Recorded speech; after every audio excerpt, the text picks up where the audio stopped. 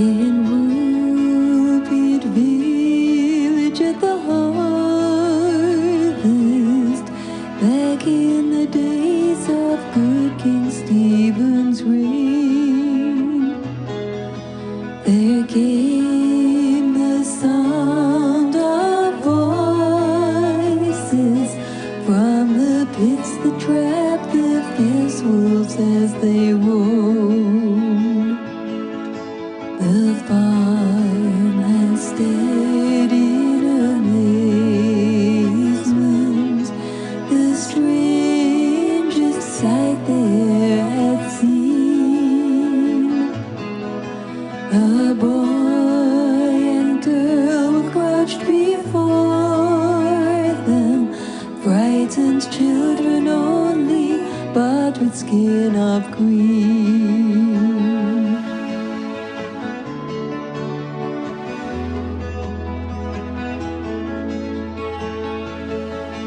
To the Lord's fine home these children strange were taken, given food and shelter in Sir Richard's home.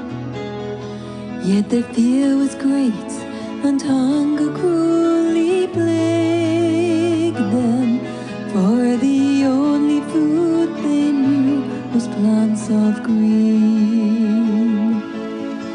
But a diet of grass and beans could not sustain them. The boy, so sad and sickly, he soon died. His sister grieved, but learned our ways, our country, green lands, blue skies, and oceans deep and wide.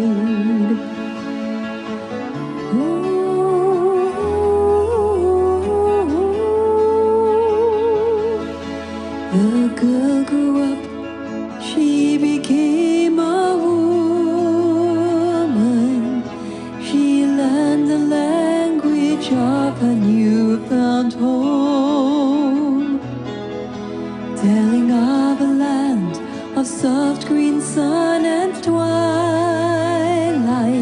From St. Martin's land they carelessly had roamed. And as she grew in strength and beauty, to the city of King's Lynn the girl did ride, with a man whose name remains a mystery, as a servant first, then later as his bride.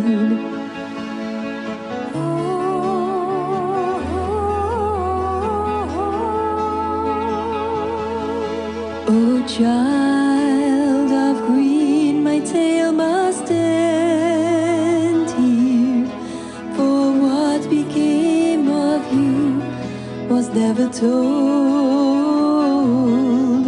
Did you make a home? Did you raise a family? Your descendants could be living in my town. 800 years have passed since your story, yet I wonder at the sights you must have seen as you walk the path from life to legend, when you wandered from your twilight world of green.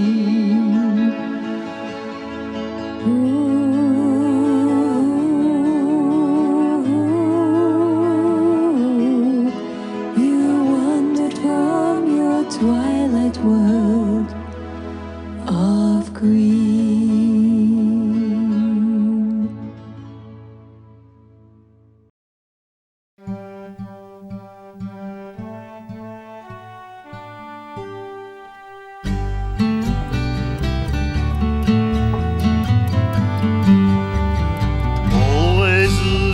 Safely by the sea, and feeling safe as any man could be. But on that winter's night, it came with all its might and washed away my old security. Never known a night like this before, when the North Sea came knocking at my door. It was hard to contemplate, there was nowhere to escape, when the North Sea came knocking at my door. Along the coast the tide was running high, and soon grown men would turn and start to cry. The water hit the town, friends and neighbors they would drown, leaving me to ask the reason why. Never known a night like this before, when the North Sea came knocking at my door. It was hard to contemplate, there was nowhere to escape, when the North Sea came knocking at my door. Away at sea the fishermen did pray that God-forsaken storm would blow away, and with each rolling wave they had to be so brave to save themselves from the judgment day. Never known a night like this before,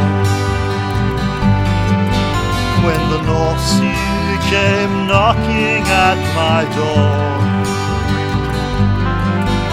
It was hard to contemplate, there was nowhere to escape, when the North Sea came knocking at my door. When the North Sea came knocking at my door.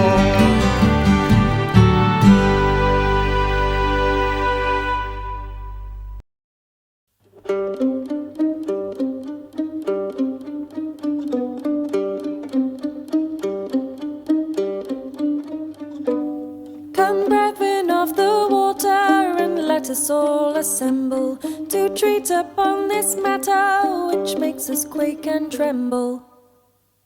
For we shall rue if it be true that Fens be undertaken, and where we feed in fen and reed, they'll feed both beef and bacon. They'll sow both beans and oats where never man yet thought it, where men did row in boats, here the undertakers brought it. Ceres, thou behold us now, let wild oats be their venture. Oh, let the frogs in miry bogs destroy where they do enter.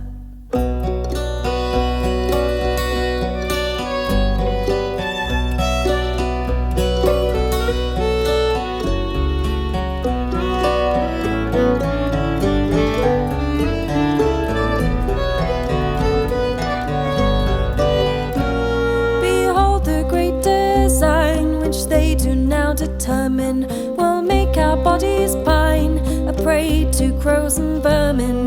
For they do mean all fens to drain, and waters overmaster.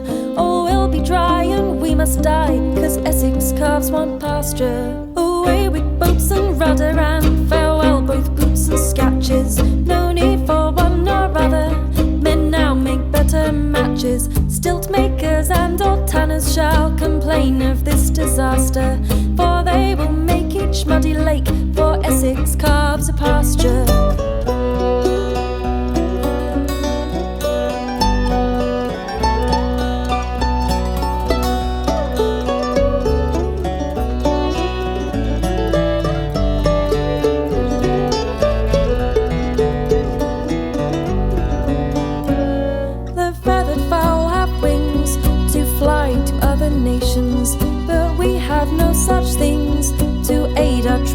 exhortations. We must give place, so grievous case, to horned beasts and to cattle, except that we can all agree to drive them out by battle.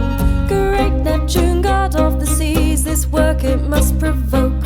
They mean you to disease, and with fen water to choke. But with your mace you do deface, and quite confound this matter, and then send sands to make dry lands when they shall want fresh water.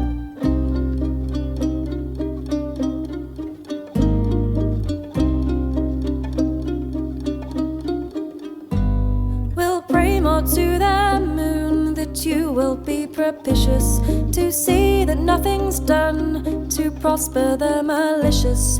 Though summer's heat has wrought a feat whereby themselves they flatter, yet be so good as send a flood, lest Essex calves want water.